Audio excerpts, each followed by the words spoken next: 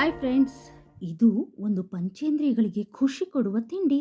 ಕಣ್ಣಿಗೆ ನೋಡಲು ತುಂಬ ಸುಂದರವಾಗಿ ಕಾಣುತ್ತೆ. ಅದನ್ನು ತುಂಡು ಮಾಡುವಾಗ ಕಿವಿಗೆ ಶಬ್ದ ಕೇಳುತ್ತೆ.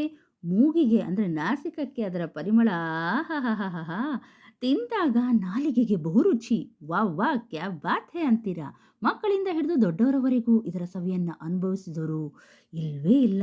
ಏನಂತೀರಿ ಗೊತ್ತಾಯ್ತಾ? ಸ್ನ್ಯಾಕ್ ಜೊತೆಗೂ ಬೇಕು, ತಿಂಡಿ ಜೊತೆಗೂ ಬೇಕು, ಊಟದ ಜೊತೆಗೂ ಬೇಕು, ಎಲ್ಲ ಟೈಮ್ನಲ್ಲೂ ಇದು ಕೊಟ್ಟರೆ ಬೇಕೇ ಬೇಕು. ಟೈಮ್ ಪಾಸ್ಗಂತೂ ಬೇಕು. ಸೂಪರೋ ಸೂಪರು ಅಂತ ಹೇಳ್ತೀರಿ. ಅದುವೇ ರೀ ಚಕ್ಕುಲಿ ರೀ. ಅಬ್ಬಬ್ಬಬ್ಬಬ್ಬಾ, ವಿವಿಧ ಬಗೆಯ ಚಕ್ಕುಲಿಯನ್ನು ನೋಡ್ತೇವೆ. ಆಹಾ, ಯಾವ ಸೀಸನ್ನಲ್ಲಾದರೂ ಕೂಡ ದಿಢೀರ್ ಯಾರಾದರೂ ಮನೆಗೆ ಬಂದರೂ ಕೂಡ ಒಂದು ಖಾದ್ಯ ಚಕ್ಕುಲಿ.